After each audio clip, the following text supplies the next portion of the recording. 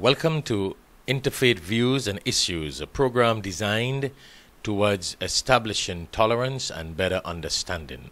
I am your host, Shafayat Mohammed, and today it gives us great pleasure to present a lecture by Dr.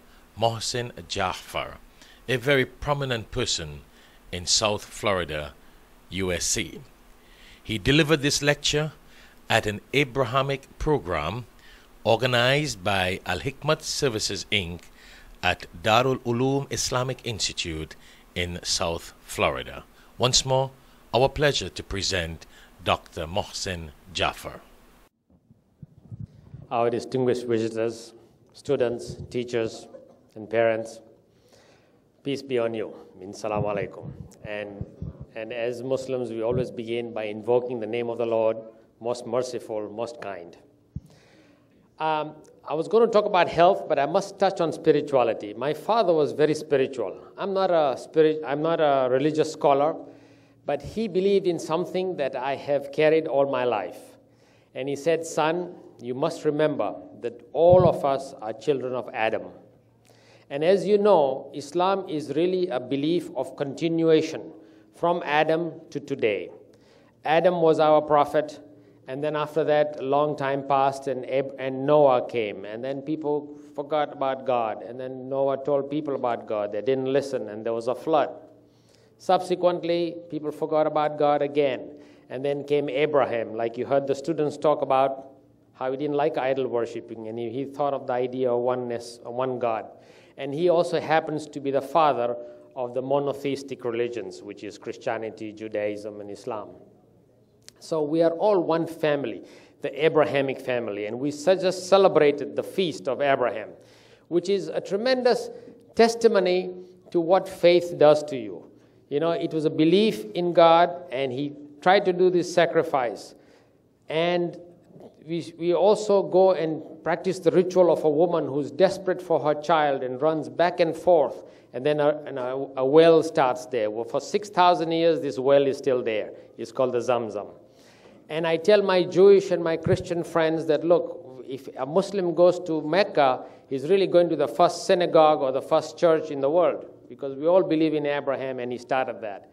And the kids told you how we believe in all the prophets. So basically, we are all one family, and we are creatures that are physical.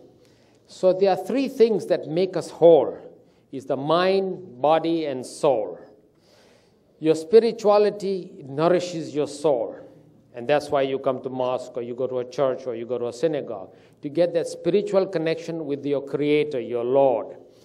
And I'm telling you, once you have that bond with this ever-loving and powerful entity that you call God. By the way, you know, Allah is just a word, Arabic word for the root word for ill, which comes from Amharic, which is the original language of Jesus and Moses and Abraham. And then you got Hebrew and Arabic, and you have Elohim in Judaism, which is respected God, Elohim.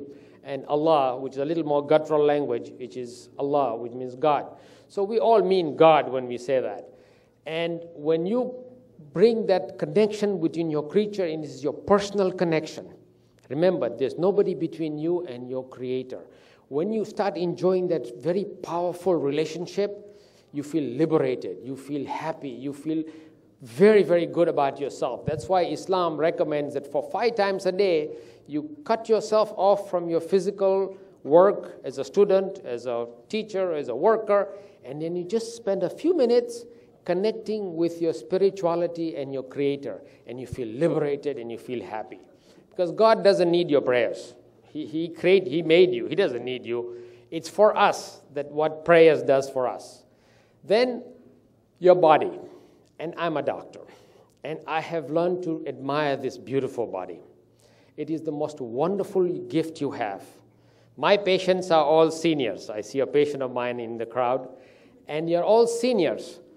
So I don't see young people. I used to deliver babies before. But what I have learned is the miracle of birth. When this little seed, by the way, the reason why I also started believing in the Quran was I read about the embryology of how conception takes place and how it grows. And when Quran was released, there was no microscope. It came 1,000 years later.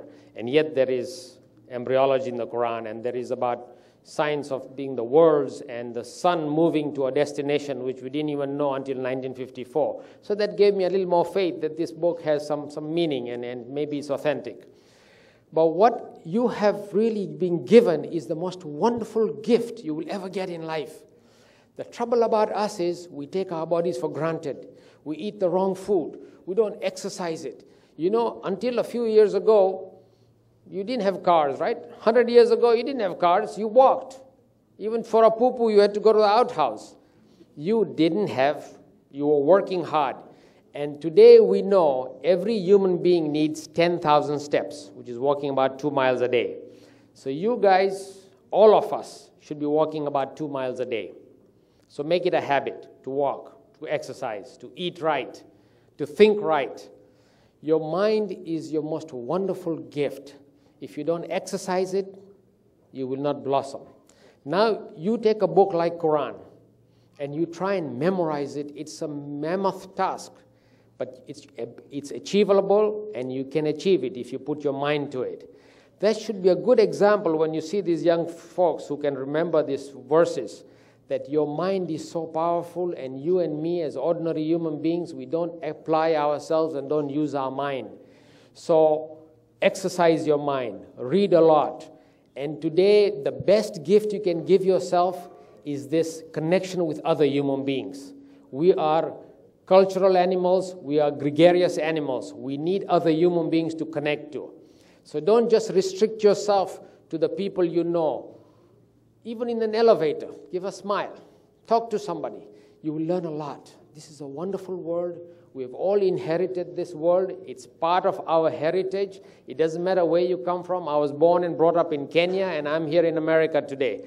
But I find no difference in interacting with my fellow Americans as I did when I was in Kenya.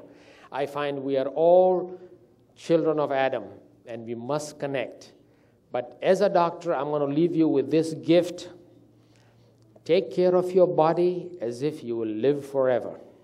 Even the seniors, I'm telling you, take care of your body. You're not old. You're only old when you're dead. Until then, you must think young, act young, take care of your body. And mentally, emotionally, and spiritually, as if this is your last day. You will stop worrying about stupid things, and you start enjoying the people you care about and enjoying and doing things you like. Take care of this most wonderful gift, and now I'll let you listen to our other scholars. Thank you. God bless you all. Thank you for viewing Interfaith Views and Issues, a program designed towards establishing tolerance and better understanding among different faiths and cultures. I'm your host, Shafayat Mohammed, and I'm sure you would have enjoyed the message delivered by Dr. Mohsin Jaffer. And those of you who just tune in, Dr. Mohsin Jaffer was delivering this speech at an Abrahamic program organized by Al-Hikmat Services Inc. at Darul Uloom Islamic Institute in South Florida, USA. Thank you very much. Do tune in next week, same time, same station, for Interfaith Views and Issues, inshallah.